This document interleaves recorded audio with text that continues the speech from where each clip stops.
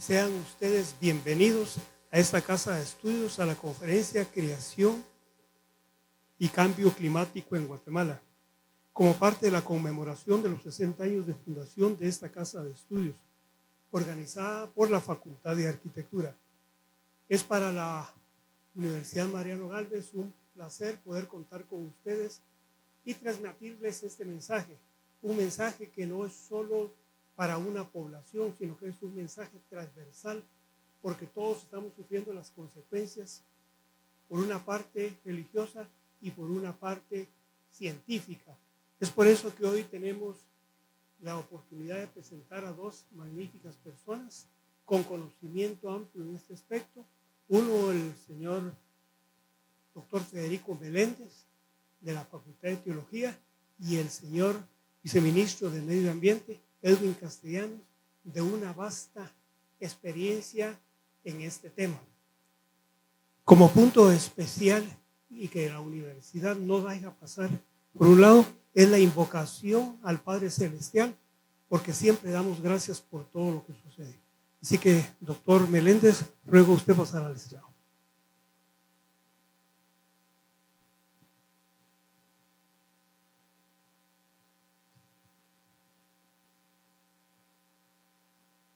Les ruego ponerse de pie si fueran tan amables. Y por respeto al Creador, vamos a invocar su nombre y darle gracias a Dios por este tiempo especial que nos concede. Inclinemos nuestros rostros y ojos. Padre Dios, Creador y sustentador del universo, de nuestra vida, de nuestro planeta aquí en la Tierra. Te damos muchas gracias por la vida, por lo que nos has permitido cultivar a lo largo de estos años. Te damos gracias, Señor, por todas las cosas grandes que tú has creado a lo largo del tiempo y del espacio. Te honramos en esta tarde significativa, Señor, en que creemos que tú eres el Creador y el que sostiene todas las cosas con su gloria y su poder. Te damos gracias sobre todo porque tú has venido, te hiciste humano como nosotros en la persona de nuestro Señor Jesucristo. Y por eso te honramos esta noche. Y queremos glorificarte a ti, Padre Celestial, a sabiendas, Señor, que nosotros somos responsables de muchos estragos que hemos cometido con tu creación. Te pedimos perdón por eso. Pero al mismo tiempo reflexionamos, Señor, y te damos gracias que a lo largo de estos años, 60 años que tiene la Universidad Mariano Gálvez, y que nuestra Facultad de Teología, la que impulsa, Señor, este diálogo en el que podamos converger científicos, teólogos, filósofos para discutir estos temas. Padre, te damos gracias porque has hecho posible este tiempo especial para que generemos discusión y que generemos de una manera significativa un impacto en nuestro país y en nuestra sociedad. Gracias por los presentes y bendice muy significativamente a nuestra universidad, a nuestra facultad y a los colegas, Padre, que están aquí con nosotros, estudiantes, catedráticos y docentes de esta Casa de Estudios Superiores. Te damos gracias y te bendecimos en el nombre de Jesús, nuestro Señor. Amén. Pueden sentarse, por favor.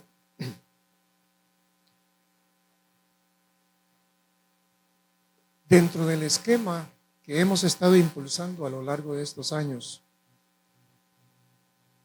ya hemos estado conversando con algunas decanaturas y algunos decanos y algunas facultades que se han interesado precisamente en esta temática. Aquí pueden ver ustedes una breve presentación sobre el lanzamiento que vamos a hacer ya muy en el segundo semestre de un curso libre que se va a llamar precisamente Ciencia, Ética y Fe, en el que creo que van a converger estas disciplinas que vamos a ver hoy en la noche y que va a ser de especial significado para lo que queremos hacer. Quiero presentar ante ustedes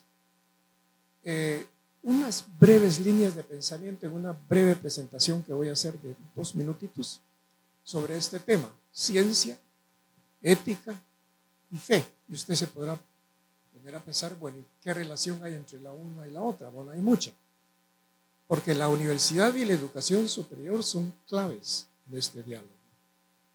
Es decir, es increíble el papel que como universidad jugamos para hablar de ciencia, de ética y de fe en diálogo interdisciplinario. La universidad es un centro educativo, todos lo sabemos, debido a, mejor dicho, dividido en facultades que imparten conocimientos especializados. Cada facultad tiene su línea de expertos y docentes expertos en sus áreas para la formación de lo que hacemos en la universidad, la formación de profesionales, de nuestros egresados. Y en ese sentido la universidad es la llave que abre la educación y la ciencia. ¿En qué sentido? La ciencia lleva implícita la ética.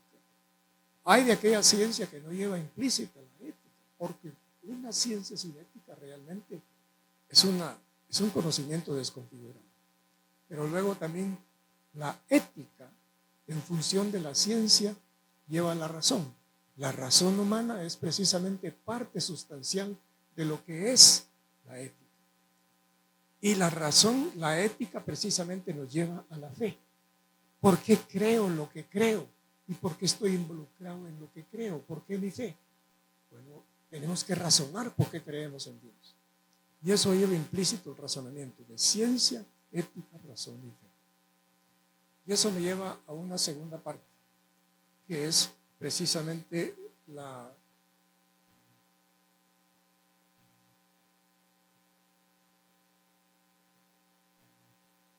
universidad y sus facultades, que como lo hemos dicho, convergen y de las tres se requiere el diálogo, y que es un diálogo interdisciplinario entre científicos, teólogos, humanistas y filósofos. Que cada quien en su especialidad tiene que hacer su aporte precisamente. Y de eso deriva nuestro curso libre, que es una pausa en medio de todos los trajines que tenemos hoy. Es una pausa y un desafío al mundo secular y relativista de nuestra sociedad. Y eso me lleva precisamente a presentar en 3 minutos un video corto que hemos presentado, donde vamos a dar a conocer este curso libre, que Dios mediante lo vamos a iniciar en el segundo semestre de este año, a partir del mes de julio, y va a ser todo en línea, para que ustedes puedan involucrarse, los interesados acá. Por favor, el siguiente video.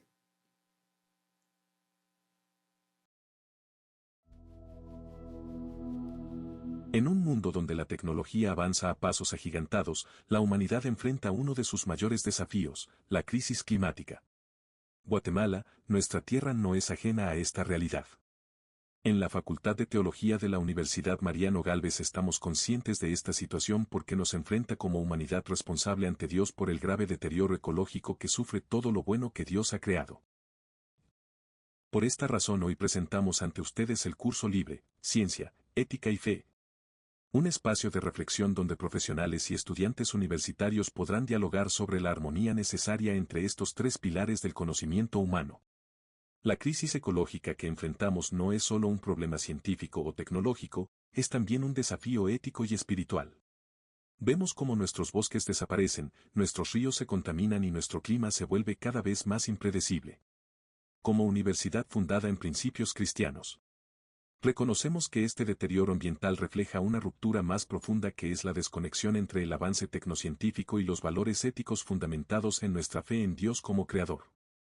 Hemos olvidado que somos administradores y no dueños de la creación divina que nos fue confiada. El curso Ciencia, Ética y Fe propone un diálogo interdisciplinario donde exploraremos la visión cristiana de la creación como un regalo de Dios que debemos cuidar y preservar. El papel de la ética como puente necesario entre el conocimiento científico y la aplicación tecnológica. La fe como fuente de sabiduría que orienta nuestra relación con la naturaleza y con los demás seres humanos. Por esta y otras razones el curso se fundamenta en el libro, Ciencia y Ética en la Creación de Dios. Diálogo universitario entre la ciencia y la fe del autor Federico Meléndez que busca impulsar el diálogo entre estas disciplinas. En la Universidad Mariano Gálvez creemos firmemente que ciencia, ética y fe no son dimensiones separadas, sino aspectos complementarios de una educación integral. Nuestra universidad tiene una responsabilidad única, formar profesionales con excelencia académica, compromiso ético y sensibilidad espiritual. La educación cristiana en el contexto universitario no se limita a transmitir conocimientos, sino a formar personas que integren la ciencia, la ética y la fe. En un mundo donde la tecnociencia avanza desconectada de la reflexión ética, nuestra misión es formar ciudadanos que puedan integrar los avances científicos con una profunda responsabilidad moral fundamentada en principios cristianos. Como dijo el apóstol Pablo, todo me es lícito, pero no todo conviene. La libertad académica y científica debe estar orientada hacia el bien común y el cuidado de la creación. Te invitamos a ser parte de esta experiencia transformadora.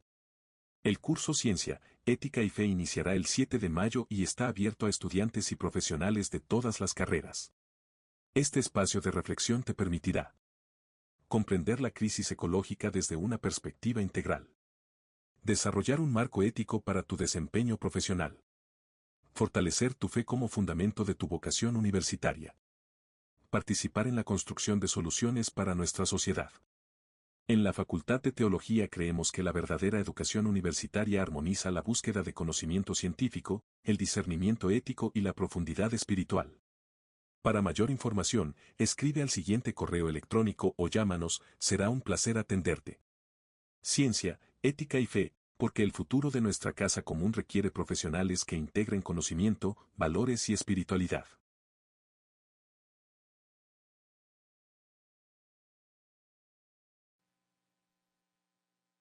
Continuando con el desarrollo del programa, vamos a tener el tema relacionado, introducción general, tema teológico, la creación ante el cambio climático.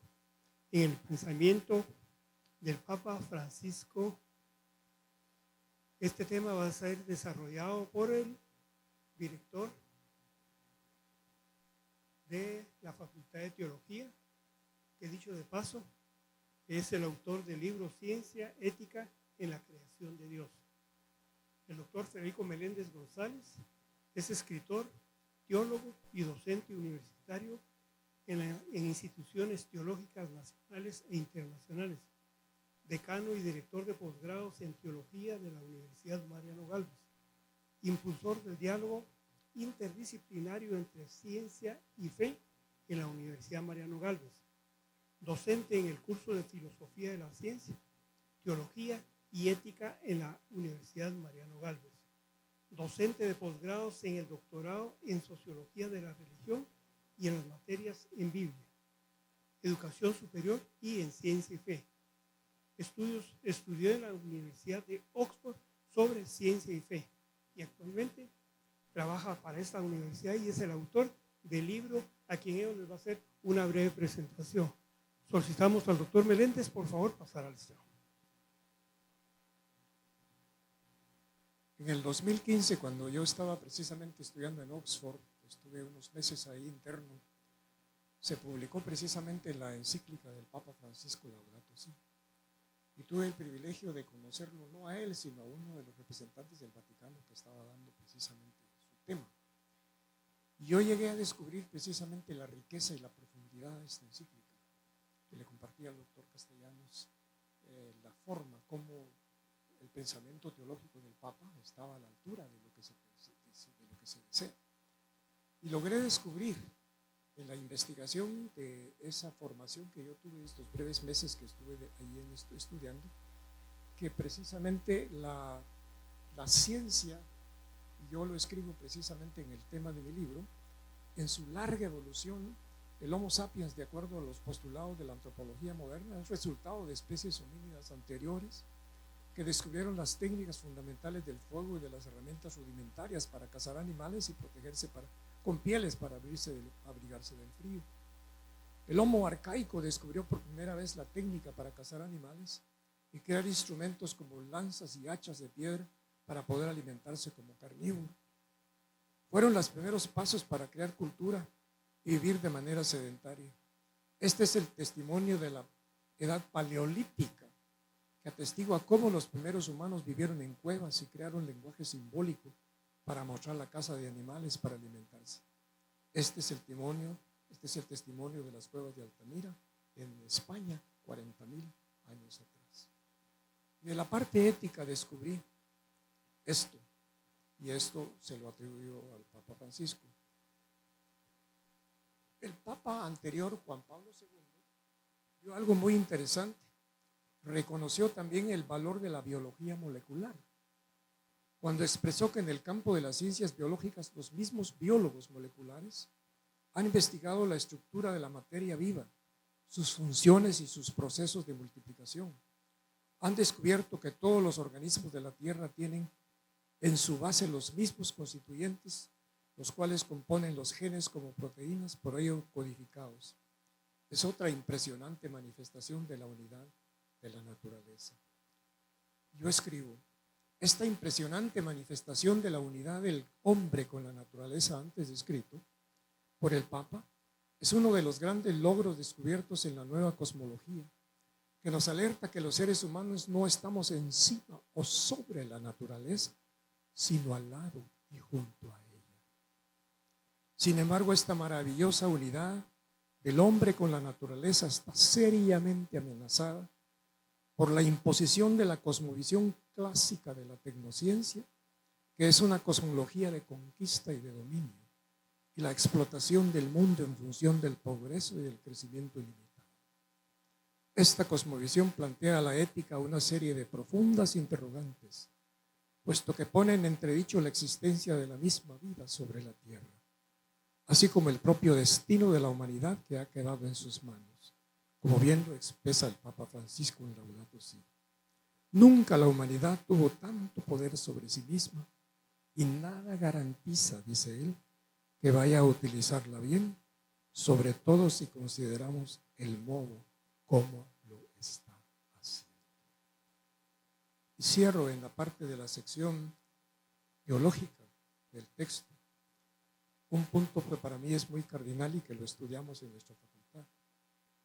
En el diálogo entre la ciencia, la ética y la fe, la concepción evolutiva del universo y de la vida requiere entonces concebir la creación en sus tres grandes dimensiones: creación original, creación continua y creación final.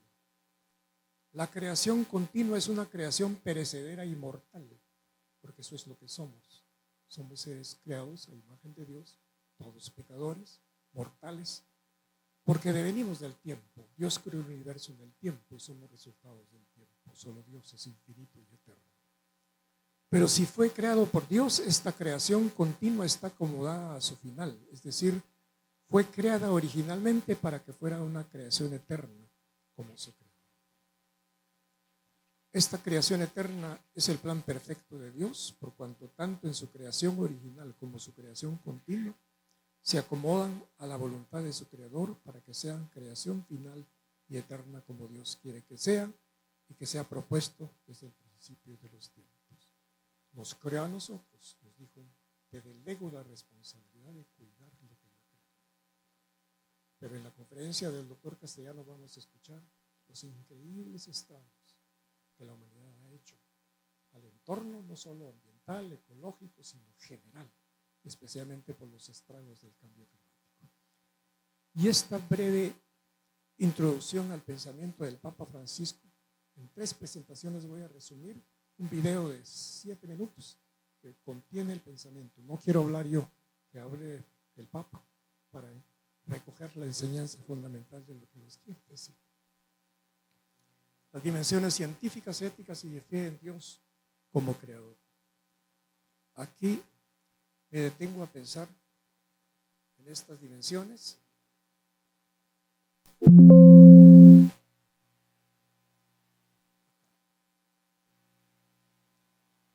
No existe la vida si no existe la Tierra como planeta. Somos parte física de la Tierra y estamos integrados en ella. Es parte de las conclusiones. Y parte de la dimensión científica de la creación. La creación como naturaleza es un todo integrado a la sociedad y a la cultura humanas. Se degradan juntos cuando transformamos su equilibrio. El cambio climático es la ciencia y precisamente los técnicos y los científicos son los que nos orientan sobre esto. ¿Qué es esa ciencia del cambio climático? Y lo aceptamos y lo adoptamos como una ciencia, porque sí lo es. Los especialistas en este campo nos advierten y nos han dicho por muchos años, ¿es la ciencia que determina los proyectos humanos? Yo diría que sí, porque el presente y el futuro están relacionados precisamente con lo que va a pasar, con lo que está pasando, con lo que deviene en el futuro de la humanidad y de nuestro país en particular, que hoy amenaza la supervivencia de la humanidad. La dimensión ética de la creación, diríamos ahí como una conclusión, El cambio climático requiere de una crítica ética que va mucho más allá de nuestra conducta humana. Los seres humanos hemos alterado el orden natural de la creación. El cambio climático requiere de una ética social y económica que transforme nuestro poder en ética de protección y cuidado. La ética es ante todo el bien y la protección de la tierra y de los más vulnerables. Y la dimensión espiritual de la creación. El Papa lo va a resumir así en el video que vamos a ver. La creación es nuestra casa común. Qué preciosa manera en la que la Sagrada Escritura y la teología nos define que vivimos en la casa común con Dios. Porque ese es el concepto, casa común. Casa común con Dios, el hogar natural que Dios nos ha obsequiado para cuidarlo y protegerlo. La creación fue transformada y degradada negativamente por nosotros, porque es antropogénico, como dicen los especialistas, por el cambio climático. Nuestro papel es cuidar, proteger y cuidar lo que Dios nos ha entregado como don. La comunidad cristiana es una comunidad renovada que debe tener conciencia de estos temas y proteger lo que Dios nos ha dado como cuidado de su casa. La transformación de nuestro planeta, creo, y lo dice el Papa, exige una conversión y un cambio espiritual en los valores invertidos de nuestra sociedad de consumo. Esto en sí resume lo que vamos a ver en un momentito, que es esta proyección de este video que se ha presentado de manera especial para ustedes, que lo puedan conocer y evaluar. Y luego escucharemos la conferencia del doctor Castellanos sobre el tema científico del cambio climático. Muchas gracias y veamos el video. Adelante.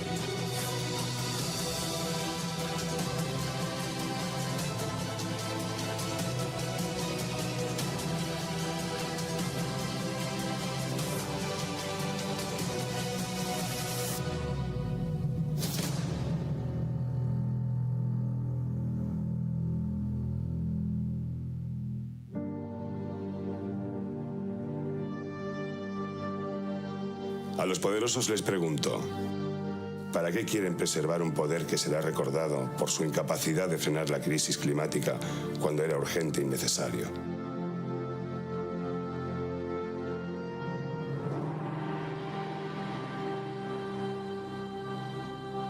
Actualmente, una sola generación puede experimentar la aceleración del calentamiento global. No hablamos de siglos o milenios, sino solo de unos cuantos años. La causa no hay que buscarla muy lejos. Somos nosotros. ¿Cómo vamos a cuidar la casa común siguiendo la lógica del máximo beneficio con el menor costo? Esta lógica da el poder a unos pocos y contribuye a que los más desfavorecidos sufran especialmente las consecuencias del cambio climático. En Laudato Si, el Papa Francisco ya abordó las consecuencias del proceso de degradación del medio ambiente. En estos 8 años, el planeta ha seguido sufriendo nuestros ataques.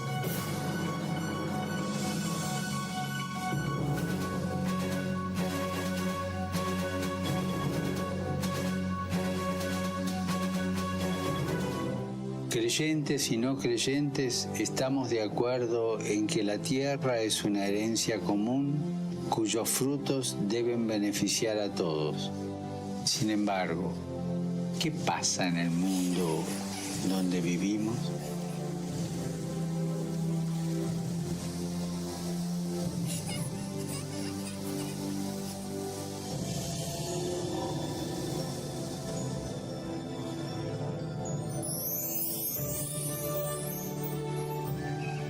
La relación entre la pobreza y la fragilidad del planeta requiere otro modo de ejercer la economía y el progreso, concibiendo un nuevo estilo de vida. Porque necesitamos una conversión que nos una a todos, liberarnos de la esclavitud del consumismo. Te hago una petición especial. Que cuidemos de la creación recibida como un don que hay que cultivar y proteger para las generaciones futuras. Cuidar la casa común.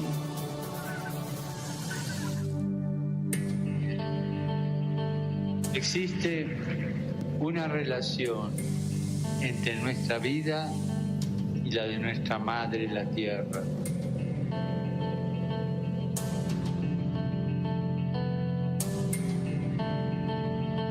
Entre nuestra existencia y el don que Dios nos dio. El ambiente humano y el ambiente natural se degradan juntos. No nos es lícito ignorar lo que está sucediendo a nuestro alrededor como si determinadas situaciones no existiesen o no tuvieran nada que ver con nuestra realidad. No nos es lícito, más aún, no es humano entrar en el juego de la cultura del descarte.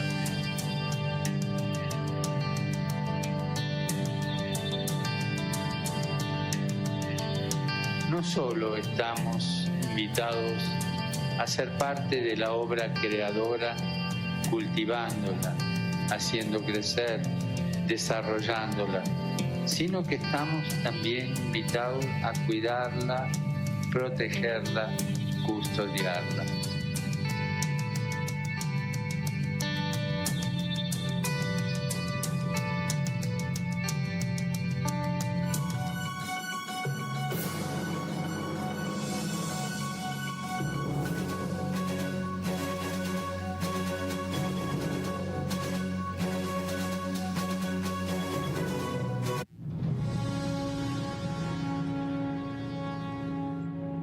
Estamos construyendo una torre de soberbia humana, con ladrillos de poder, con ladrillos de economía. Y para construir eso trabaja tanta gente como esclavos. Y si se cae un esclavo no pasa nada, pero hemos dado un paso más. Si se cae la naturaleza no pasa nada.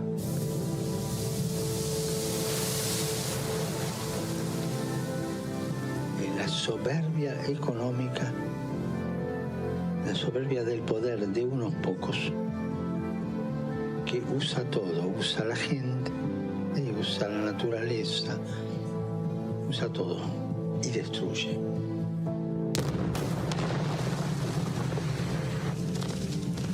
Estamos viendo en este verano los incendios. Estamos viendo cómo los ciclones, los terremotos, cómo la naturaleza se empieza a quejar. La naturaleza grita. Deténganse. Deténganse.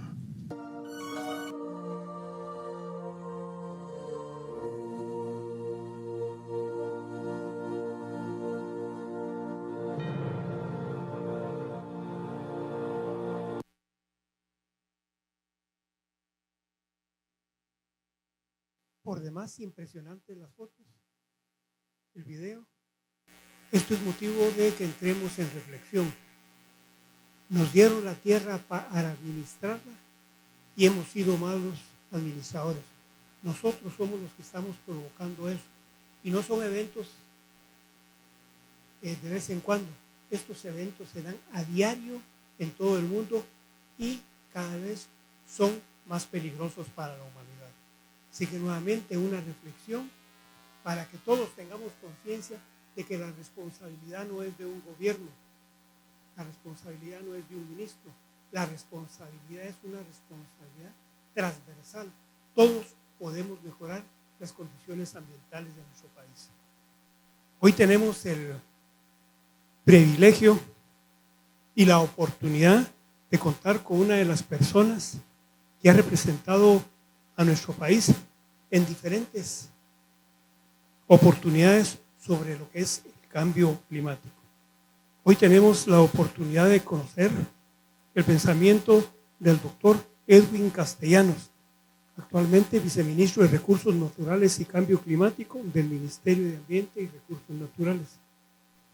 Experto en ciencias ambientales con 37 años de ejercicio profesional, altamente calificado en proyectos multinacionales y multidisciplinarios. Doctorado en ciencias ambientales en Indiana, Estados Unidos. Maestría en química analítica en Michigan, Estados Unidos. Licenciado en química de la Universidad del Valle de Guatemala. Experiencia trabajando con diferentes sectores de Guatemala, Mesoamérica y América. Academia, gobierno, sector privado, organismos internacionales, comunidades indígenas y rurales, así como también en ONGs, en temas de manejo de recursos naturales y cambio climático, deforestación, agua y biodiversidad.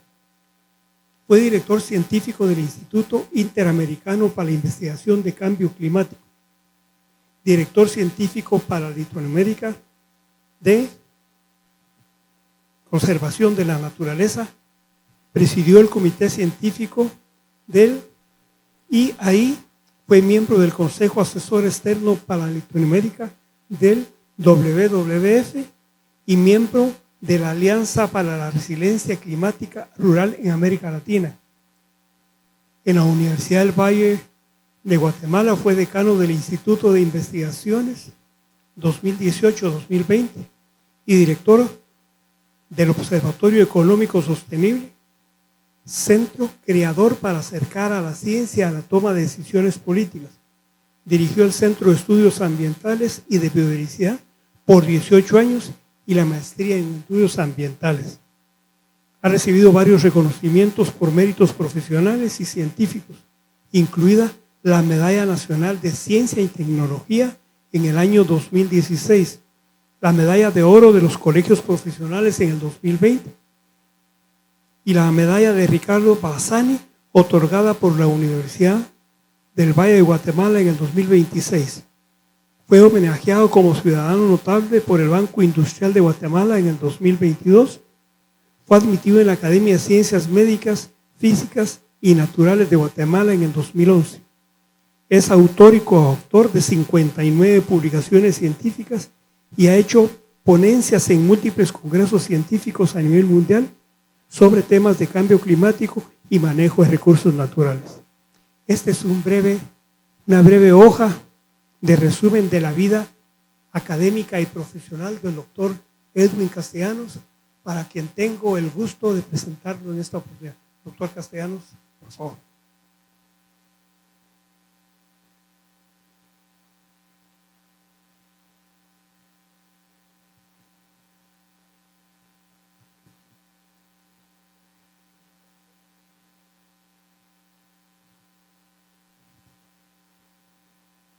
Muy buenas tardes. Realmente un honor, un privilegio estar acá con ustedes en esta tarde. Agradezco de sobremanera la invitación de la Universidad Mariano Gálvez para poder compartir con ustedes esta tarde un poco del conocimiento sobre el cambio climático. Agradezco en especial a mi buen amigo José Guzmán la invitación que me hizo para poder participar en este evento. Y también al doctor Federico Meléndez. Es un honor compartir con usted este podio. Y pues muchas gracias también por la introducción que nos dio, muy apropiada a muchos muchas de las cosas que voy a compartir con ustedes. Antes de entrar en materia de la presentación, que es más enfocada en el tema científico, quisiera compartir una nota personal indicando que el tema de ciencia y fe a nivel personal pues ha sido siempre de mucho interés. Precisamente pues yo he dedicado toda mi vida a la ciencia, pero pues también he tenido una formación espiritual cristiana bastante fuerte y lo veo como una bendición para mí, el que nunca para mí ha sido un conflicto mi ciencia con mi fe. Al contrario, he llegado a entender que existe solamente una verdad y la ciencia y la fe son dos formas diferentes de acercarnos a la misma verdad. Pero como solamente es una, ambas eventualmente tienen que llegar al mismo punto. Y pues así desarrollo mi trabajo, el sabiendo de que ya sea por la ciencia o por la fe, pues voy a llegar al mismo camino. Así que muy interesado y muy complacido de escuchar que ustedes estarán trabajando este tema tan importante en este diplomado que se está lanzando. Y quisiera también comentar de que precisamente hoy en la mañana empecé mi día compartiendo con un grupo de líderes religiosos del país, pero de todas las religiones, no solamente cristianas. También teníamos ahí líderes musulmanes, líderes judíos, incluso de otras religiones menos conocidas, pero que sí se profesan aquí en el país. Y el desayuno era precisamente para hacerles una exhortación a que desde la espiritualidad que ellos practican puedan mandar ese mensaje a la población guatemalteca de que realmente el cuidado de la naturaleza es el cuidado de nosotros mismos como seres humanos y el cuidado y la atención a mis vecinos. Muchas veces pensamos en el cuidado de la naturaleza como algo tal vez un poco lejano, especialmente viviendo en un entorno urbano. Pensamos tal vez en los bosques de Petén, allá lejos, de los animales en las montañas, que prácticamente no podemos ver a menos que vayamos a un zoológico. Pero al final de cuentas el cuidado ambiental tiene mucho que ver con cómo veo yo a mi vecino, cómo veo yo a mi prójimo, si queremos usar un término más religioso, porque al final de cuentas el no preocuparme por cuidar mi entorno ambiental va a afectar a mi vecino de una manera negativa. Algo tan sencillo como el ruido, por ejemplo. Si yo no cuido la generación del ruido en mi entorno, pues ese ruido va a afectar a mi vecino. Yo creo que estamos todos de acuerdo en eso cuando escuchamos una moto, que ahora son muy comunes, pasar sin escape y que aunque pase a 2 cuadras de distancia todavía la escuchamos. Pues ese es el tipo de ejemplos en los cuales pues hago yo algo que tal vez pienso que me gusta a mí o no sé realmente por qué los motoristas les gusta andar sin escape en las motos, pero no se dan cuenta que están realmente afectando al entorno y están afectando el bienestar de sus vecinos. Entonces, el punto que quiero hacer es que un cuidado ambiental, al final de cuentas, es también un cuidado de cómo vivimos en sociedad. Y el no tener interés en cuidar el entorno ambiental realmente demuestra una falta de interés en mi vecino, en mi prójimo, y pues yo creo que allí hay una vinculación muy fuerte con el tema espiritual que ya nos presentaba de una manera muy clara el doctor Meléndez. Bueno, con esa breve introducción personal, pues pasemos ya a hablar un poco más sobre el cambio climático. El título que me dieron y que puse acá es La creación y el cambio climático. Les soy honesto, cuando empecé a trabajar en el tema dije, bueno, pues, ¿cómo vinculo esto con la creación? Va a ser un poco difícil, pero vamos a ir tratando de explicarlo y buscar esa vinculación. Quiero empezar la presentación con esta afirmación. La evidencia científica es inequívoca. El cambio climático es una amenaza para el bienestar humano y la salud del planeta. Pues ahí vemos ya esa vinculación con la creación, pensando en la creación en el universo completo, pero en este caso en nuestra casa común, como lo decía el Papa Francisco, nuestro planeta. Pues una de las principales amenazas que tenemos actualmente contra el bienestar de nuestro planeta y por lo tanto contra nuestro propio bienestar es el tema del cambio climático. Y esto lo dijeron un grupo de científicos que se agrupan en un grupo llamado IPCC, que vamos a ver en un momento, y lo dijeron en este reporte científico que fue publicado en el 2022. En este reporte también se dice: cualquier retraso en una acción concertada global nos hará perder la ventana de oportunidad que todavía tenemos. Y esto resonó con algo de lo que escuchamos en uno de los videos, que todavía tenemos tiempo de reaccionar. Todavía está esa ventana para poder hacer bien las cosas, pero tenemos que actuar rápidamente, como lo vamos a ver más adelante en la presentación. Quiero empezar contándoles un poquito sobre qué es este grupo de IPCC que mencionamos acá. Es el Grupo Intergubernamental de Expertos sobre Cambio Climático. Es un grupo que ha congregado las Naciones Unidas de todos los países del mundo y que fue creado desde el año 1988 y pues tiene un total de 195 Estados miembros, parte del IPCC, y el IPCC fue creado como el ente científico que informa las decisiones políticas. Se reconoció en el año de 1992 que el cambio climático era una de las crisis globales que teníamos que atender y por lo tanto se creó lo que se llama la Convención Marco de Cambio Climático. Este es un acuerdo a nivel global en el cual todos los países signatarios, incluyendo Guatemala, nos comprometemos a tomar acciones concretas para actuar y buscar revertir este problema del cambio climático. Entonces, la parte política es la convención, la CMNUCC, que dice allí. Ellos son los que se reúnen cada año para tomar decisiones políticas. Yo ahora, como líder político en este país, asistí el año pasado, el antepasado, representando a Guatemala, buscando ese consenso político para atacar el tema del cambio climático. Pero el IPCC es el ente científico que fue creado para asesorar a ese ente político. Yo tuve el honor de poder participar como científico del IPCC con científicos de todo el mundo en elaborar este informe que ustedes vieron anteriormente y también el informe previo. Estos informes nos dan información científica clara, como decía anteriormente, inequívoco el hecho de que el cambio climático existe. Y acá tenemos otra de las conclusiones de ese mismo informe. Es indiscutible que las actividades humanas son las que están causando el cambio climático. Es importante enfatizar estas dos afirmaciones porque especialmente en estos últimos años se crea todavía mucha incertidumbre, especialmente a nivel político internacional, sobre el tema del cambio climático. ¿Será que es cierto? ¿Será que no es cierto? ¿Será que es un invento de nuestra competencia al otro lado del planeta? ¿Será que sí está cambiando el clima, pero no somos nosotros porque son temas naturales? Pues no.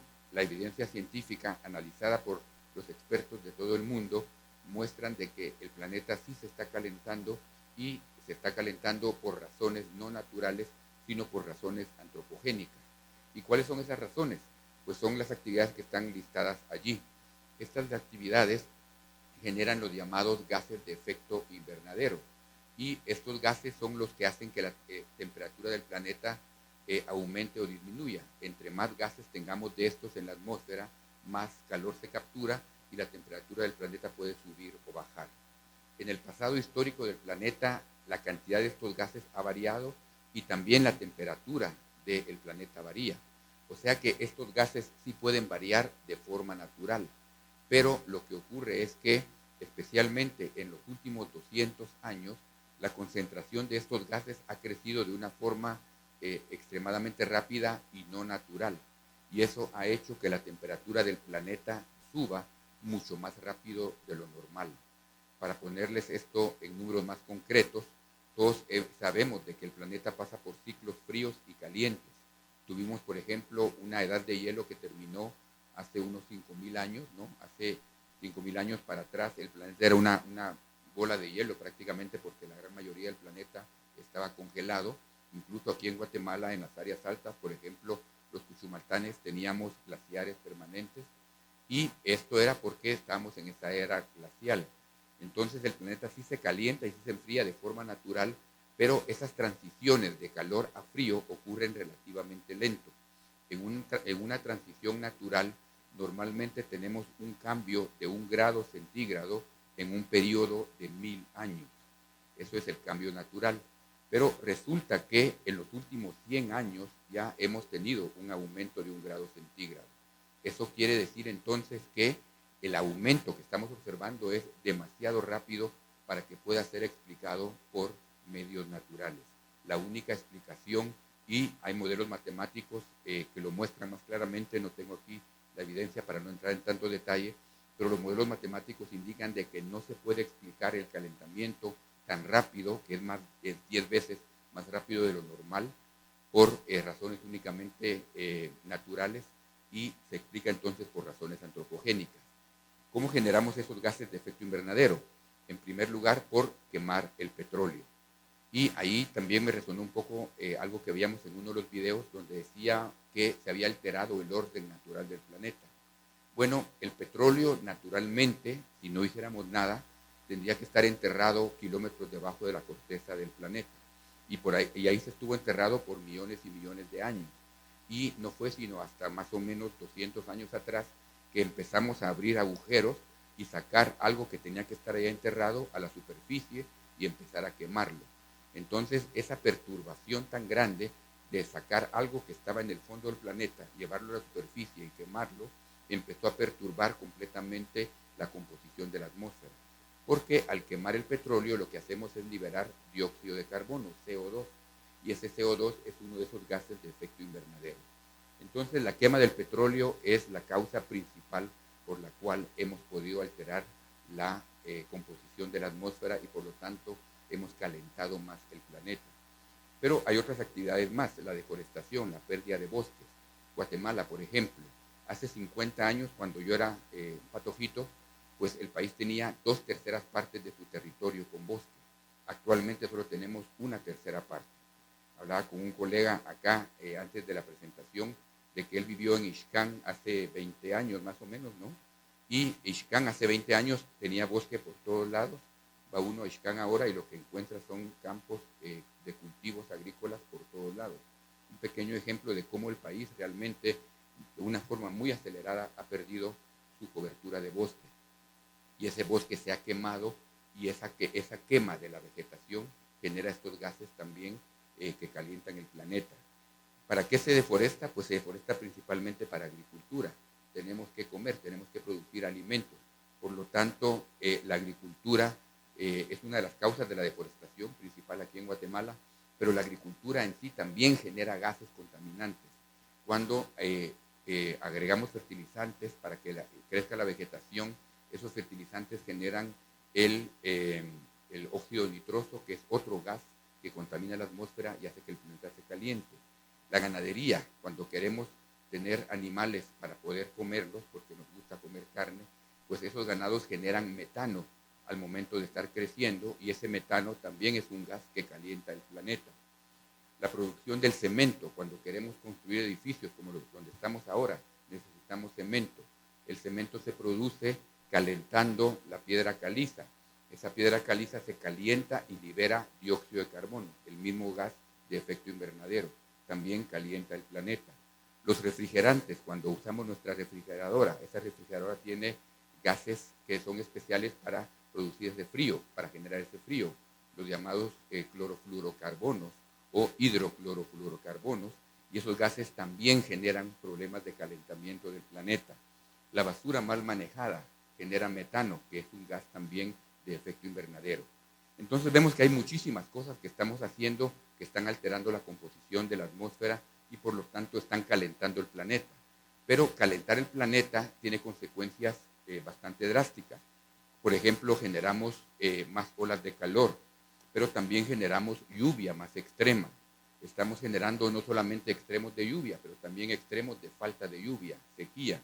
Estamos entonces generando una combinación de temperaturas altas con baja precipitación y eso genera un clima más propicio para los incendios forestales. Y muy importante también este dióxido de carbono que habíamos mencionado que altera la composición de la atmósfera, se disuelve en los océanos y genera ácido carbónico. y ese ácido carbónico está acidificando los océanos y al hacerse más ácidos los océanos, está matando mucha de la vida que ahí existe. Entonces vemos que hay una serie de consecuencias que resultan en cómo el planeta funciona simplemente porque estamos haciendo que la atmósfera se llene de gases que no tendrían que estar allí si no fuera por las actividades humanas. Pero es importante enfatizar que todas esas actividades las necesitamos. Todos venimos en un vehículo, o muchos venimos en un vehículo acá, un vehículo de cualquier tipo. Algunos tal vez en bicicleta, felicitaciones si vinieron en bicicleta, pero yo vine en un vehículo con gasolina, quemando petróleo y quemando, generando esos gases de efecto invernadero. Pues todos almorzamos, espero, o desayunamos, por lo menos yo no almorcé, pero sí desayuné. Y pues ahí tenemos que producir comida para vivir, tenemos que tener agricultura. A todos nos gusta la carne, o a casi todos, algunos ya se han vuelto vegetarianos, qué bueno, yo todavía no lo he logrado hacer, pero tenemos que tener esa ganadería para poder alimentarnos, tenemos que tener cemento o no podríamos estar en este recinto.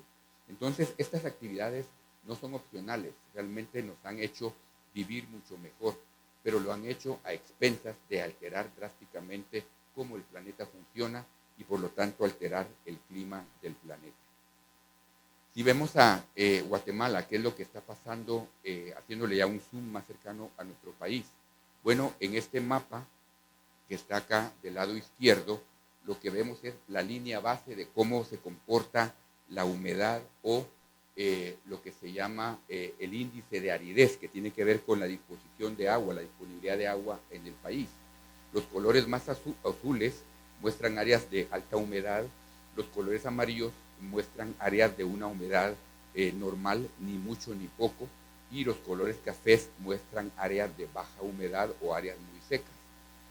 Este es el país como estaba en su línea base el siglo pasado. Únicamente una pequeña área relativamente seca, que es el área del Progreso, el área de Zacapa, que es lo que conocemos como el corredor seco. Pero vean ahora los escenarios a futuro, qué es lo que está pasando y qué es lo que va a pasar con el país a futuro. Y esto simplemente es un escenario intermedio, no es el escenario más pesimista. Y en ese escenario intermedio lo que tenemos es que algunas de las áreas que están en amarillo se vuelven cafés, más notablemente el norte de Guatemala, en el Petén.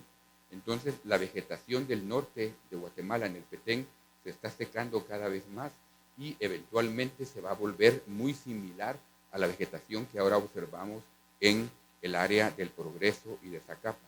Y lo que vemos en el área del corredor seco son dos cosas. Por un lado es que se hace más grande y por otro lado es que se hace más intenso el color café.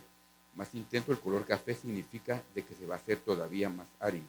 Actualmente el corredor seco es un área semiárida, pero eventualmente se va a volver realmente un área completamente árida y en general a esto tenemos que prepararnos.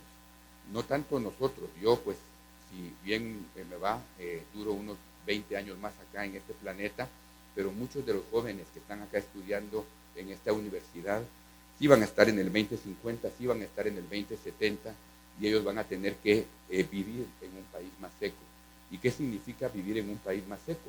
Pues significa obviamente tener menos agua y obviamente esa agua la necesitamos para poder vivir. Entonces, estas gráficas de acá que vienen también de este informe del IPCC nos muestran cómo va a variar la disponibilidad de agua en la región.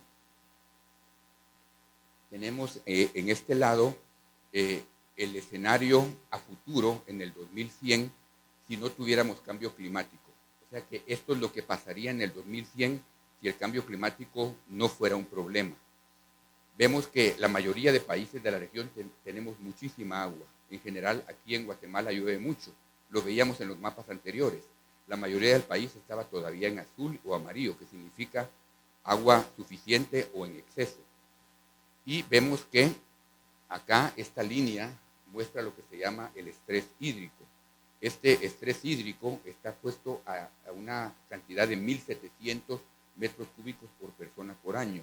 Eso es lo que se asume que un ser humano necesita, 1.700 metros cúbicos por persona por año, y si tenemos menos de esa cantidad de agua, estamos en estrés hídrico. Resulta que sin cambio climático, en el año 2100, Debido a la cantidad de personas, El Salvador va a estar en área de estrés hídrico. Pero si le ponemos escenarios de cambio climático, esos escenarios que yo mostré de sequía a futuro, resulta que en un escenario bajo, o sea, no un escenario pesimista, varios países entramos en el área de estrés hídrico. Ya no solamente va a ser El Salvador, sino también Honduras, y Guatemala se va a acercar mucho al estrés hídrico.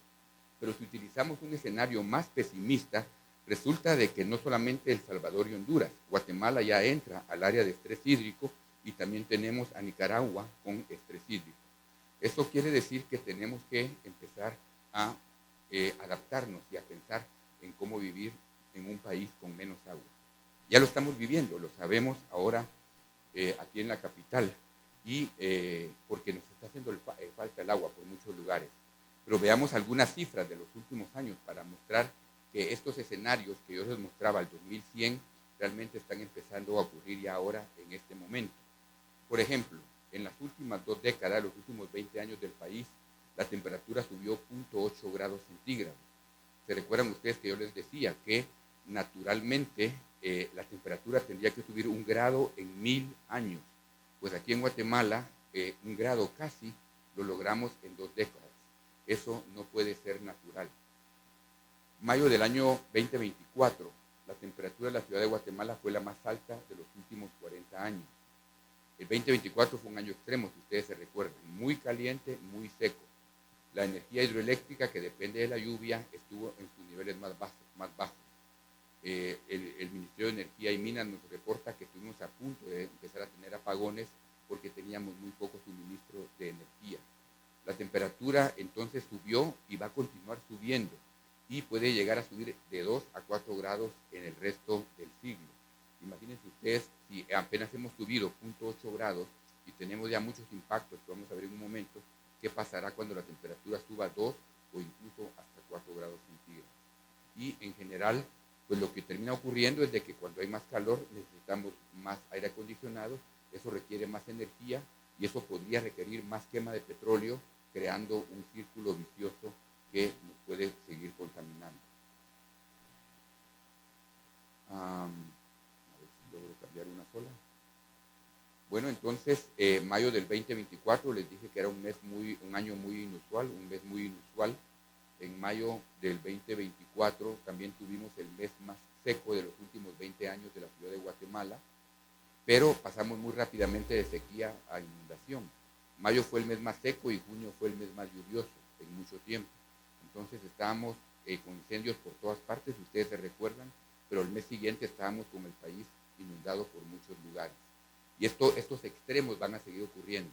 Vamos a pasar muy rápido de tener muy poca lluvia a tener exceso de lluvia.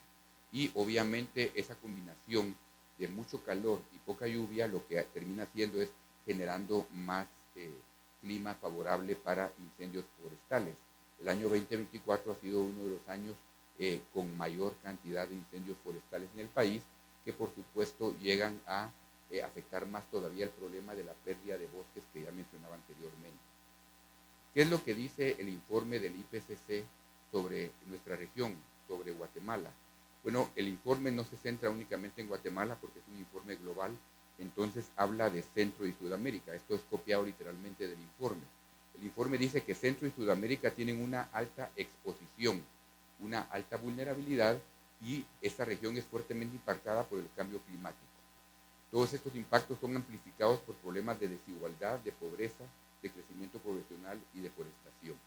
Entonces, aquí estamos hablando de varias cosas. Estamos hablando de exposición y de vulnerabilidad. Aquí arriba tenemos un pequeño diagrama que nos muestra cómo se crea el riesgo de ser impactado por un evento climático. Ese riesgo es la combinación de 3 variables. Por un lado, la amenaza climática, es decir, el evento extremo, el extremo de lluvia, el extremo de sequía, y sabemos ya, lo hemos visto, que esos extremos están siendo cambiados por el cambio climático. Pero no solamente nos interesa ver el tema ambiental, el tema climático, también nos interesa ver la exposición. ¿Qué significa eso? Bueno, significa si yo estoy en el camino donde ocurrió ese evento extremo. Lo más fácil es pensar en un huracán. Si el huracán pasa por Petén, pues muy posiblemente aquí no nos va a pasar nada, porque no estamos expuestos al huracán. pero si el huracán es como Mitch, por ejemplo, en el 98, que cruzó toda el área de la capital y toda el área montañosa, pues los impactos en esta área, que es la más poblada del país, son extremadamente altos. Entonces, la exposición tiene que ver en dónde vive la gente. Y luego tenemos la vulnerabilidad, qué tan vulnerables las personas. Y eso va a depender mucho de la condición económica de las personas. Porque pensemos, por ejemplo, una persona que vive a la orilla de una ladera muy empinada, podría ser las casas que están en carretera El Salvador. Esas casas muchas veces tienen el recurso económico para hacer muros de contención de concreto y hierro. Entonces están un poco más protegidas, aunque no totalmente protegidas, que una casa mucho más pobre que viva en una ladera de un barranco, como por ejemplo los asentamientos que ocurren en muchos de los barrancos del país. Vemos ahí cómo vivir en una ladera es muy diferente si tengo yo o no los recursos para hacer un muro de contención que me proteja. Entonces, como estamos viendo, vivimos en un área de mucha exposición climática. Esta gráfica de acá lo que nos está mostrando es los huracanes que han pasado en la región entre 1851 y 2009. Como yo les decía, nuestra exposición aquí en la capital, que estamos por acá más o menos, es baja los huracanes, pero de vez en cuando sí pasa un huracán por acá. Aquí tenemos, por ejemplo, el caso del Cambrai 2, no sé si ustedes se recuerdan, esta colonia que está precisamente en una ladera en el fondo de un barranco. No tuvimos que tener un huracán, simplemente fue una lluvia fuerte en el 2015 que hizo que se deslavara toda esta parte del barranco. Aquí está la parte alta, esta es la parte de la zona 10, por aquí está la pradera, el centro comercial La Pradera. Hay un barranco y en el fondo del barranco hay gente viviendo. Muchas veces nosotros ni siquiera lo sabemos porque no los vemos, pero ahí están viviendo. Con una lluvia fuerte, no un huracán, sino una lluvia fuerte, se deslavó el barranco y sepultó esta área y mató a un total de 280 personas. Y esto desafortunadamente no es un caso aislado, es un caso frecuente en nuestro país. Vemos entonces de que la región de Guatemala, Centroamérica y junto con Sudamérica son consideradas como un área de alta vulnerabilidad. Y esa alta vulnerabilidad proviene en buena parte de nuestras condiciones socioeconómicas, altos niveles de pobreza, altos niveles de desigualdad. Y eso, por supuesto, hace que los impactos del cambio climático, los riesgos de ser impactados por un evento climático sean todavía más altos. Aquí lo que estamos viendo son los diferentes análisis de vulnerabilidad de los diferentes aspectos de la vida humana, la producción de alimentos, la infraestructura, la población, la disponibilidad de agua, la salud y los sistemas terrestres, los ecosistemas terrestres. Los colores rojos significa, o el color oscuro significa de que son altamente vulnerables. Entonces, básicamente, nuestra región, comparada con Latinoamérica, es una de las más vulnerables y ya Latinoamérica de por sí es una de las más vulnerables del planeta. Bueno, sigamos viendo un poco de impactos. La sequía del 2024, que de nuevo es uno de los ejemplos más recientes que tenemos. El problema entonces decíamos que teníamos muy alta temperatura, muy poca lluvia, eso generó incendios, pero también genera pérdidas de alimentos. 72.500 hectáreas de cultivos afectadas, perdimos un 14% de productos de canasta básica, el precio de la canasta básica subió en un 17%. Pero junto con esa sequía que ocurrió en el 24, como les decía, inmediatamente ocurren inundaciones. Pasamos muy rápido de estar sin falta de agua a tener exceso de agua. Entre el 2020 y 2025 tenemos una superficie de 21.000 hectáreas, más de 21.000 hectáreas afectadas por inundaciones. Y esas inundaciones lo que traen son eventualmente enfermedades. Enfermedades como el dengue, que ha ido en aumento en nuestra región, y, como ya lo decía anteriormente, incendios forestales. Entonces vemos que el clima tiene una consecuencia en cadena muy fuerte con la producción de alimentos, con la salud, con la pérdida de infraestructura, con el continuar dañando el ecosistema. Entonces quiere decir que tenemos que tomar acciones para contrarrestar este cambio climático. Es uno de los mayores desafíos para el desarrollo del país. Y estos impactos ya son visibles y van a ser peores a futuro. Esa es la mala noticia, especialmente para los jóvenes, como les decía. Ahorita únicamente tenemos 0.8 grados centígrados de aumento de temperatura, ya estamos viendo estas consecuencias. Hacia finales de siglo tendremos por lo menos 2 grados centígrados de aumento de temperatura y se esperaría que las consecuencias sean todavía mucho más drásticas. Así que vemos que el cambio climático no es solo un problema ambiental. Al final de cuentas resulta siendo un problema de seguridad nacional porque afecta a la producción económica, porque afecta a la producción de alimentos, porque afecta a la disponibilidad del agua, porque afecta a la infraestructura, porque afecta a la salud, etcétera, etcétera, etcétera. Y desafortunadamente afecta principalmente a los más vulnerables. Y los más vulnerables, como ya explicábamos, son los más pobres. Y desafortunadamente en el país, ustedes lo sabrán, más de la mitad de la población vive debajo del nivel de pobreza. Esto quiere decir que más de la mitad de la población es altamente vulnerable a estos problemas. El cambio climático afecta el crecimiento económico del país, porque cada vez que tenemos eventos extremos nos cuesta muy caro. Estos son números que generó CGPLAN en un informe del 2023, tratando de cuantificar cuánto nos han costado las sequías y cuánto nos han costado los eventos de lluvia extrema. Y aquí están divididos por década. Vemos que en las décadas anteriores los números eran altos, pero los números se disparan en las últimas décadas. Y vemos décadas como la década del 2000 al 2010, donde hay una serie de eventos extremos que hacen que el total de pérdidas sea muy alto. Si sumamos todas las pérdidas en los últimos 50 años del país, tenemos de que hemos perdido aproximadamente 48.000 millones de quetzales por eventos extremos. En otros cálculos se ha estimado de que cada vez que atraviesa un huracán por el país, perdemos aproximadamente el 3% del Producto Interno Bruto. Y el 3% es el crecimiento anual del Producto Interno Bruto. Esto quiere decir que cada vez que pasa un huracán por el país deja de crecer económicamente ese año, básicamente. Así que los impactos económicos son fuertes y definitivamente tenemos que hacer algo para tratar de disminuir esos impactos económicos. Muy rápidamente, para ir ya cerrando, mencionar de que todavía tenemos una oportunidad de revertir mucho de este proceso y el mismo informe del IPCC nos reporta de que tenemos que tener reducciones profundas si queremos mantener el planeta a una temperatura estable.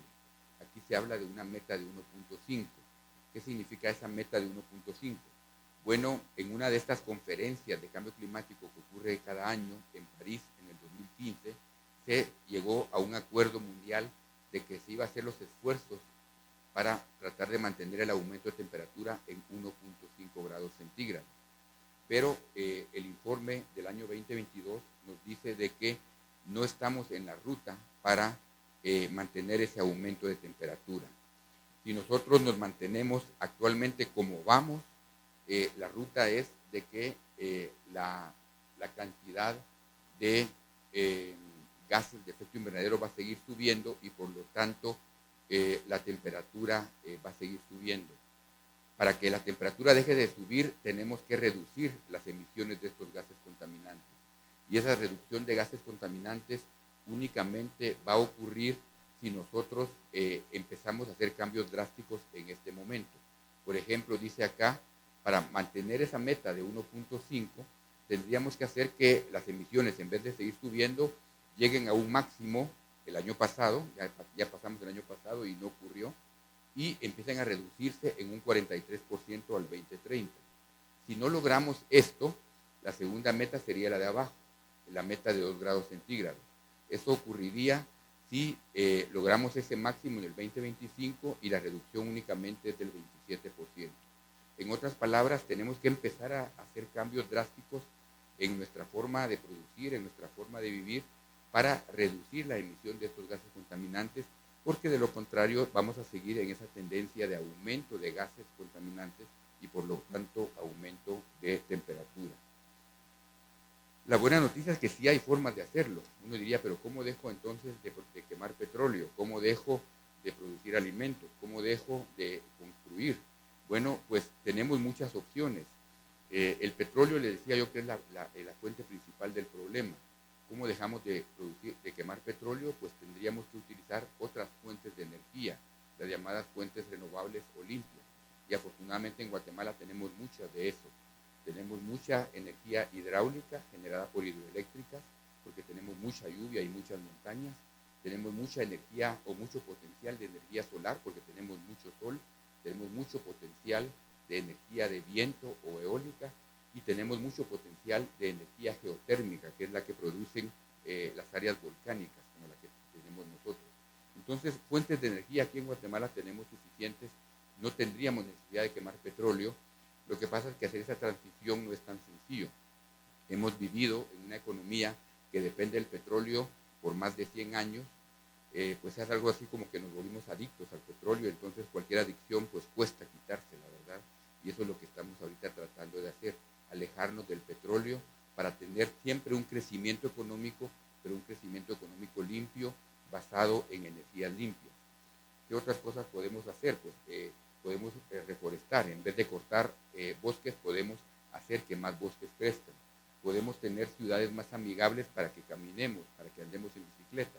Complicado aquí en Guatemala, pero se está viendo un poquito por lo menos de eso, ¿no?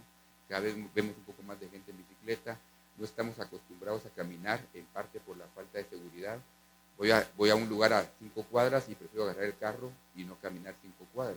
Eso tenemos que empezar a cambiarlo si queremos dejar de utilizar tantos vehículos.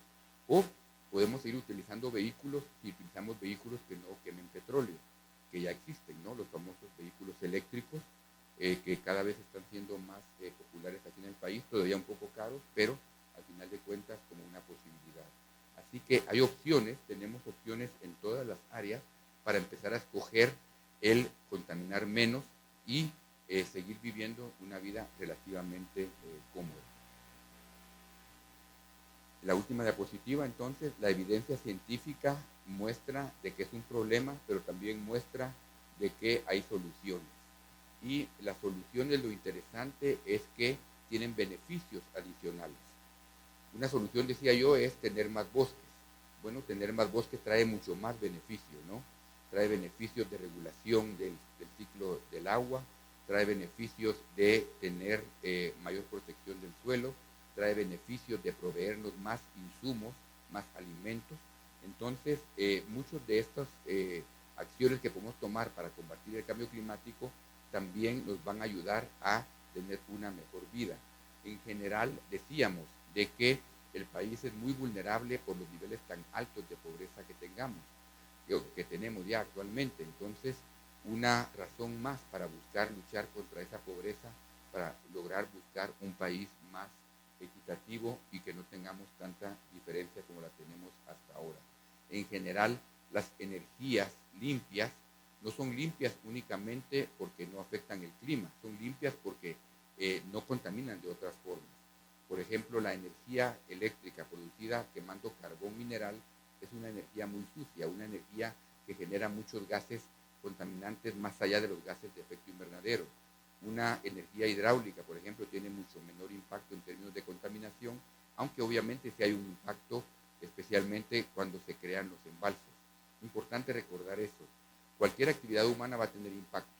No estamos hablando aquí entonces de solo impacto. Estamos hablando de hacer un balance costo-beneficio. Tener actividades humanas que tengan el menor impacto posible y el mayor beneficio posible. Entonces, buscar minimizar lo negativo y maximizar lo positivo. En general, entonces, lo que necesitamos es cambiar nuestro estilo de vida, nuestra forma de producir. Esto definitivamente requiere, primero que todo, dinero. Pasar de un sistema a otro sistema requiere cambios. Esos cambios requieren compromiso político, requieren liderazgo político, requieren inversiones, que muchas veces esas inversiones se van a pagar de regreso. Por ejemplo, un ejemplo muy fácil de ver es la iluminación, ¿no?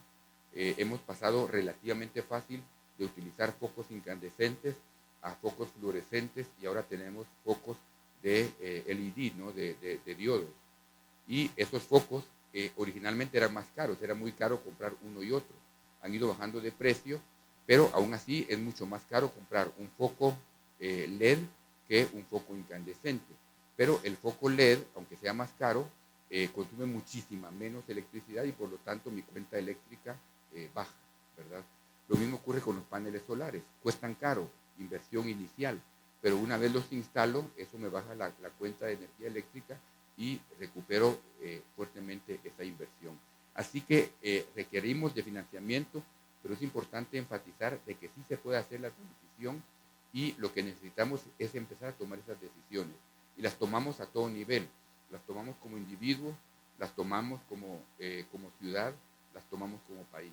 Y lo que necesitamos es realmente trabajar todos en la misma línea de buscar lograr esa adaptación a todos estos cambios que se vienen a futuro, especialmente cambios de vivir en un país más caliente y un país más seco o con menos lluvia. Así que por ahí termino yo, agradezco su atención, creo que tenemos espacio para algunas preguntas y comentarios y pues de nuevo muchas gracias por la invitación, ha sido un gusto compartir con ustedes. Gracias, doctor Castellanos. Vamos a agradecer que se quede aquí en el patio para unas preguntas. Importante la conferencia, hay mucho por hacer, pero sí lo podemos hacer. Vamos a hacer un par de preguntas a los dos disertantes en esta oportunidad. Vamos a hacer una pregunta primero a un doctor y después la otra pregunta al otro doctor.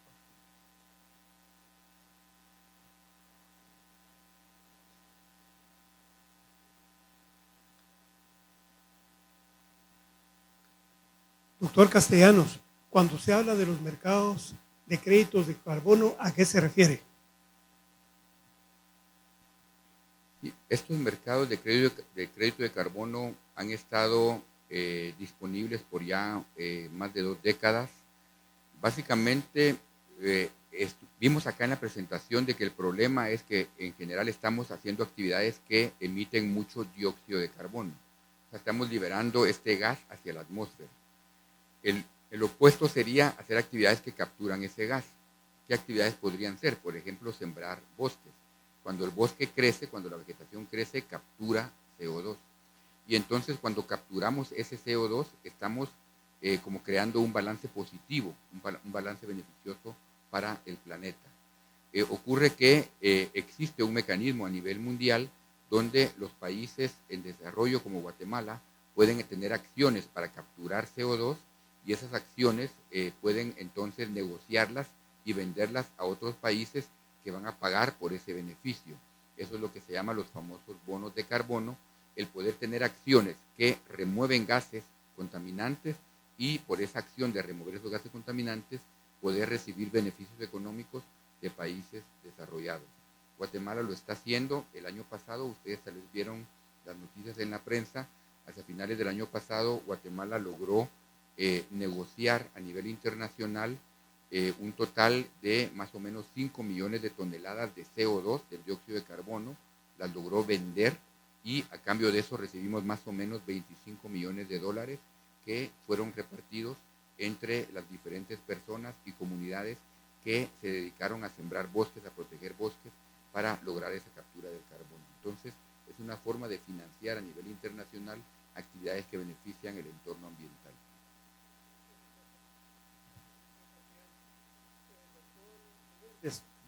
¿Cuál debe ser el papel de los cristianos en promover la discusión sobre el cambio climático y por qué debe interesarnos? Todo el continente y particularmente Guatemala somos países de tradición católica o evangélica en términos generales. La cultura nuestra está involucrada precisamente en todo nuestro trasfondo histórico como cristianos.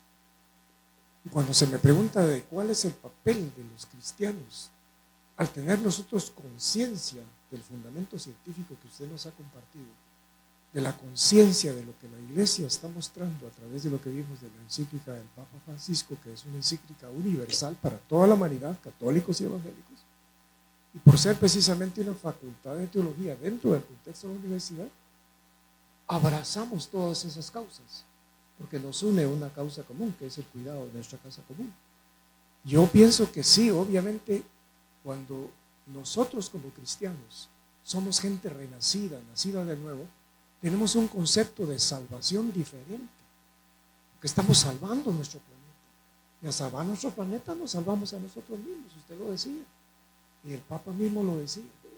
Es matar, acabar con nuestro planeta, es destruirnos a nosotros mismos.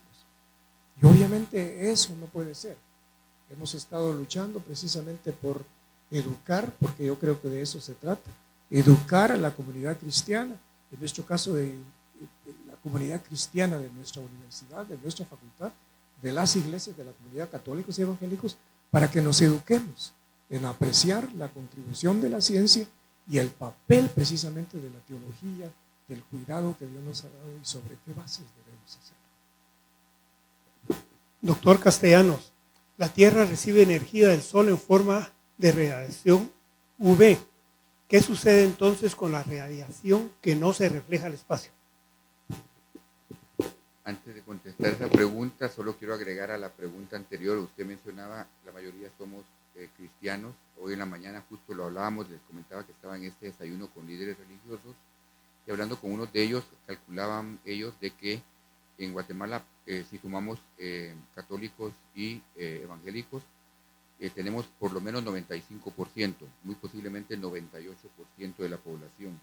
Entonces decimos, bueno, si casi el 100% de la población profesamos una fe cristiana, en primer lugar, ¿por qué nos cuesta tanto ponernos de acuerdo si todos tenemos la misma fe?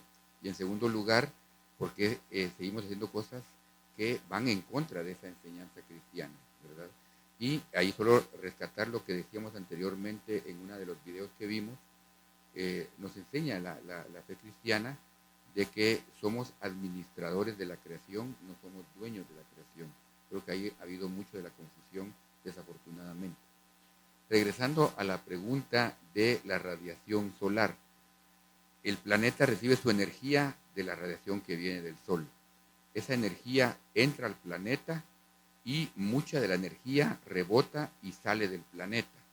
El planeta está rodeado de esta atmósfera y la atmósfera lo que hace es capturar algo de la energía que rebota. Entonces es como que fuera un tipo de escudo, la atmósfera, y ese escudo sirve para dos cosas. En primer lugar, para bloquear energía dañina que viene del Sol. Si no tuviéramos la atmósfera, entraría mucha energía del Sol de alto nivel, rayos X, rayos gamma, que harían imposible la vida como la conocemos. Todos sabemos de que si nos exponemos a los rayos X o a otros rayos más fuertes como los rayos gamma, tarde o temprano morimos.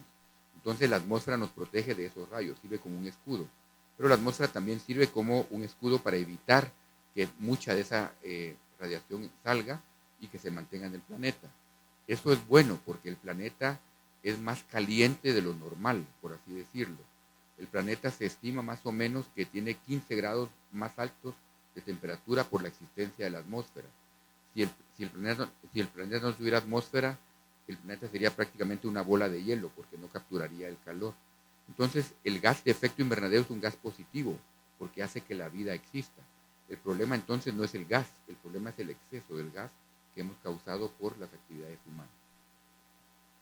Agregando un comentario a lo que usted decía, doctor, nosotros en teología estudiamos a un pensador brasileño, Leonardo Boff, que seguramente usted ha conocido o lo conoce, y precisamente él en uno de sus escritos, El grito de la tierra, habla precisamente de ese fenómeno, que es único. El planeta Tierra es único en el universo, con todo su sistema, la forma como Dios ha ideado y ha creado eso. Y eso para mí es más que evidente, decir, bueno, es producto del azar. No, bueno, tenemos que pensar, si hay un Dios creador, lo hizo perfecto en toda su creación. La atmósfera, el aire que respiramos, el aura, las composiciones químicas de todo el universo, es impactante. Yo digo bueno, eso es ciencia, pero los teólogos no hablamos de ciencia, pero hablamos de la escritura y de la fe. Pero estamos fundamentados en algo que la ciencia nos está certificando. Y quería agregar ese comentario porque usted decía, lastimosamente, los mismos cristianos ni nos ponemos de acuerdo en algunos puntos y eso es lamentable. Doctor Meléndez, ¿cuál sería su propuesta para la educación y la teología para enfrentar los retos del cambio climático en Guatemala? Yo creo que como educadores, usted, doctor, ha sido educador y es educador, y igual que muchos de nosotros, la educación para mí es la clave la llave que abre todo este proceso de cambio y de transformación. Yo sí creo eso. Y no solo a nivel de una facultad representativa como la formación del pensamiento cristiano de la universidad, sino de las facultades, que debemos de tomar en cuenta muy seriamente estos impactos que nos reporta la ciencia. Debemos de tener conciencia, despertar, educarnos, conocimiento, tener el conocimiento básico de qué significa eso para poder tener unos elementos, para poder juzgar y requerir de los políticos, requerir de los diputados, requerir que se hagan y se ejecuten las leyes. Yo, gracias a Dios, pues creo que tenemos a conciencia política eso de lo que ustedes están haciendo. El Ministerio de Cultura y de Ambiente creo que es reciente, ¿verdad? Dentro de todo eso. Pero me da la impresión que se hace el esfuerzo de lograr lo que se estamos logrando. Sí, nos alegra mucho de que usted esté acá contribuyendo con nosotros y dándonos esa visión y al requerir de nuestros políticos que hagan y ejecuten los planes precisamente a nivel municipal, a nivel gubernamental. Entonces yo creo que sí, la educación es clave y eso es lo que hicimos en la universidad, educar. Pero yo creo que educar con una dosis de educación y el pequeño esfuerzo que estamos tratando de hacer, de ambientar a la gente, a unir su fe con lo que piensa a través de este diplomado. Pero creo que sí debemos de tomar muy en serio en la formación de nuestras diferentes carreras, una pequeña dosis de esa conciencia de lo que tenemos para la formación de nuestros futuros profesionales. Gracias, doctor. En atención al tiempo, vamos a hacerle una última pregunta al doctor Castellanos. Y esa pregunta va dirigida a si existe en Guatemala una estrategia o estrategias para de alguna manera mitigar y adaptarnos al cambio climático. Sí, Guatemala cuenta con una ley marco de cambio climático que fue emitida en el año 2013. O sea que llevamos ya 13 años de tener una legislación que da los lineamientos de qué tenemos que hacer como país para enfrentar esta situación. Esta ley de cambio climático manda a hacer un plan de acción, el llamado Plan de Acción Nacional de Cambio Climático. Y ese plan de acción fue hecho ya hace unos años y estamos justo en este momento en proceso de actualizar ese plan. Todo este año hemos tenido una serie y seguimos teniendo talleres de consulta con diferentes sectores, incluyendo el sector académico, para poder elaborar este plan. Y este plan lo que contiene es una serie de acciones, tanto para adaptarnos a los cambios del cambio climático, como para reducir las causas que están generando este problema. En ese sentido, entonces, este plan nos debería servir como esa hoja de ruta de qué es lo que haremos como país. La limitante ha ocurrido en el pasado que el plan se ha quedado como un documento de buenas intenciones con poca aplicación. Lo que estamos buscando en esta renovación que estamos haciendo este año, en esta actualización, es que el plan sí logre incidir el presupuesto nacional, que cuando decidamos cómo vamos a gastar el dinero en el presupuesto nacional, se tomen las decisiones basadas, al menos parcialmente, en lo que el plan de acción de cambio climático dice, porque al final de cuentas, si no tenemos ese presupuesto, las acciones no se van a realizar. Entonces sí existe ese plan y ustedes pueden entrar al sitio web del Ministerio de Ambiente, bajar el plan anterior para que vean qué es lo que tienen estos planes, pero más importante estar atentos y ver cómo pueden participar y contribuir en el proceso de actualización que esperamos que ocurra todo este año y que esté listo para principios del año entrante. Así que existen estos planes, lo importante es ponerlos en acción. Gracias, doctor. La última pregunta para el doctor Meléndez. ¿En qué sentido la creación es un referente tanto para la ciencia como para la fe? Es interesante que en los estudios de la cosmología que yo me atreví a investigar por acá, descubrí que fue precisamente un sacerdote jesuita belga, de Pedro Lemaitre, que fue uno de los impulsores de la famosa teoría de lo que se ha llamado el Big Bang, el estallido del universo primigenio, del nuevo primigenio. Y luego, siendo él sacerdote, abogó precisamente por vincular la ciencia con su fe. No perdió su fe y mucho menos, como usted lo decía, ¿verdad? Eso cimenta mi fe. Y precisamente la creación no es cuando uno estudia el dato bíblico no debe de ver ciencia ahí, debe de ver un aspecto religioso, teológico. ¿Cuál es el mensaje? No voy a buscar ciencia en la Biblia, sino que voy a buscar obviamente el discurso de lo que dijo Dios a través de lo que la Biblia dice. Y ahí vamos a encontrar obviamente un discurso teológico de Dios como creador. No podemos mezclar ciencia con mezclarla, sino ver la forma como la ciencia ilumina mi fe y viceversa. Los teólogos podemos aprender de los científicos y los científicos de los teólogos, precisamente para poder compaginar y para poder conversar en este nivel en el que estamos trabajando. Y ese es parte del objetivo de lo que queremos lanzar. Que no se vea una facultad de teología como una facultad que forma pastores o líderes o sacerdotes, sino que se vea la facultad como eso, como un tanque de pensamiento que queremos nosotros contribuir al desarrollo de los futuros profesionales de la iglesia. Eso es parte del proyecto que queremos desarrollar, visualizar y gestionar precisamente la universidad donde se está apoyando para lograr. Y yo le agradezco profundamente, doctor, que usted nos haya acompañado. Y qué mejor que usted para darnos el fundamento científico de lo que tanto hemos deseado, e impulsar este criterio para poder adelantar. Sí, la creación tiene el fundamento científico. Ahorita, mientras nosotros estamos hablando, está todo el espacio circulando con todas las naves espaciales que ha mandado la NASA, ¿verdad? Y las últimas fotografías que uno puede ver ahí en su computadora.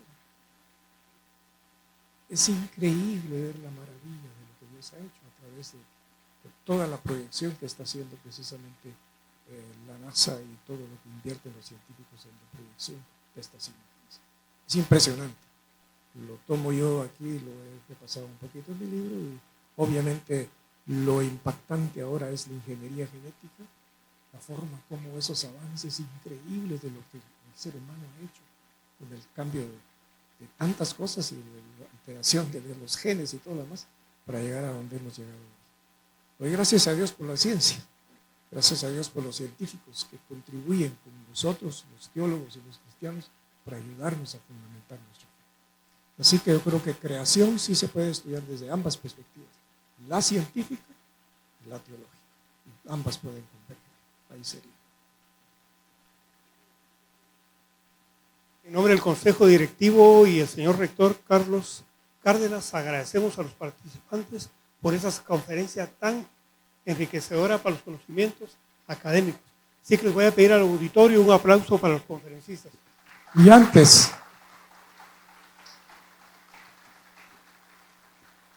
y como último punto, quiero agradecer la participación de todos y cada uno y vamos a dar cierre a este evento con un reconocimiento que se dará al doctor Edwin Castellanos, así como la entrega del libro del doctor Menéndez.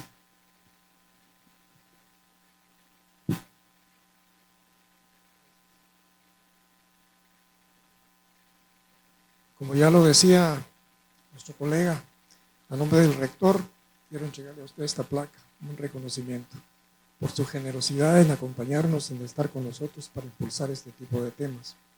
Esta placa dice la Universidad Mariano Gálvez de Guatemala, 1966-2026, nuestros 60 años de aniversario, otorga un reconocimiento al doctor Edwin José Castellanos López, viceministro de Recursos Naturales y Cambio Climático del Ministerio de Ambiente y Recursos Naturales MARN, por su participación en la conferencia La creación y el cambio climático en Guatemala, que se llevó a cabo en el aula magna de esta Casa de Estudios Superiores. Firman el doctor Carlos Federico Cárdenas Castellanos, rector, doctora Ruby Santizo de Hernández, secretaria general, Guatemala, 16 de abril, y nuestro lema fundamental: conoceréis la verdad y la verdad os hará libres.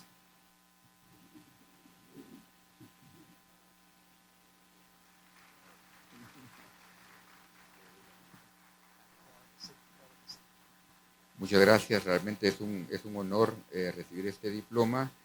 Por favor, mis saludos al señor rector y especialmente pues qué agradable poder estar aquí compartiendo esta celebración de los 60 años de esta Casa de Estudios. Felicitaciones a la Universidad Mariano Gálvez por esas 6 décadas de trabajo incansable. Por supuesto, le traigo mi libro. Que lo disfrute, lo habíamos conversado con usted ahí, para que entonces nos lea lo que hemos escrito para la universidad. Muchísimas gracias por estar con nosotros, acompañarnos en este evento tan significativo y tan especial para nosotros. Que tengan buen retorno a casa y muchísimas gracias, ¿verdad?, por acompañarnos.